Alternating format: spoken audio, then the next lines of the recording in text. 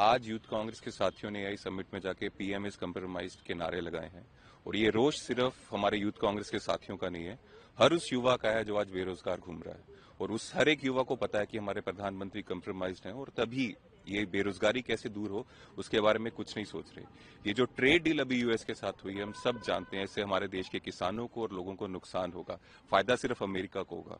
कोई भी रीजन हो सकता है, स्पिन फाइल में उनका नाम है या अडानी को बचाना है, कुछ भी कारण होगा, लेकिन नुकसान हमारे देश के युवाओं को हो रहा है और हमारा फर्ज बनता है उनकी आवाज उठाना। और यहां तक देश के इमेज की बात है, देश की इमेज इससे खराब नहीं होती। हमारे देश में डेमोक्रेसी है, ये सच्चाई है कि आज हमारा हक है, डेमोक्रेसी हमारा राइट है, हम पीसफुल प्रोटेस्ट कहीं भी कर सकते हैं। देश की छवि तब खराब होती है जब देश के प्रधानमंत्री दुनिया के सबसे बड़े सीरियल रेपिस्ट की सलाह लेकर इजराइल जाके नाचे गाएं, छवि तब खराब होती है देश की।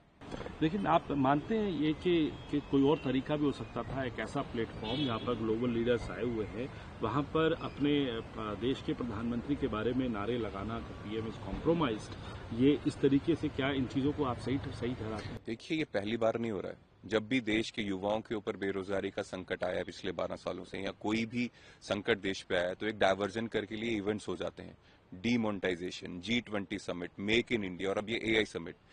बीजेपी को या मोदी जी को शायद लगता है जब देश के इश्यूज को वो सॉल्व नहीं कर सकते या उस पर ध्यान नहीं दे सकते तो एक इवेंट करा के डाइवर्ट करवा देंगे। हम सिर्फ इतना कह सकते हैं कि यूथ कांग्रेस के साथी जो है उनका प्राइमरी ये काम है, जो देश के युवाओं के इश्यूज हैं उससे हम जो ध्यान है वो भारत की सरकार जो बीजेपी की उस पर लाना चाहते हैं। अब इवेंट करके भाग नहीं सकते। आज का मुद्दा बेरोजगारी है, आज का मुद्दा ये है कि ट्रेड डील करके आपने देश के किसानों का नुकसान किया है, देश के लोगों का नुकसान किया है, अमेरिका को फायदा दिया और क्यों दिया है, क्या कारण है। आज के मुद्दे ये हैं। आप कोई भी इवेंट करा के अपनी जिम्मेदारियों से नहीं भाग सकते। दिल्ली पुलिस जो है एफआईआर भी दर्ज करने वाली है, मामला दर्ज कर रही है। इस पूरे मामले में कुछ कार्यकर्ताओं को आपके डिटेन भी किया गया है, उसको किस तरीके से? देखिए, यूथ कांग्रेस के साथी राहुल जी के सिपाही हैं, ये डरने वाले नहीं है। हम जानते हैं बीजेपी क्या नहीं कर सकती। जब राहुल जी के ऊपर एफआईआर नहीं थी, वहां पे ईडी का मुकदमा इतने सालों तक चला, उनको कितनी बार पूछताछ करने के लिए बुलाया गया, तो बीजेपी तो किसी भी हद तक जा सकती है। लेकिन हम लोग संविधान के सिपाही हैं, राहुल जी के सिपाही हैं, हम पीछे नहीं हटेंगे, देश के युवाओं के लिए आवाज उठाएंगे।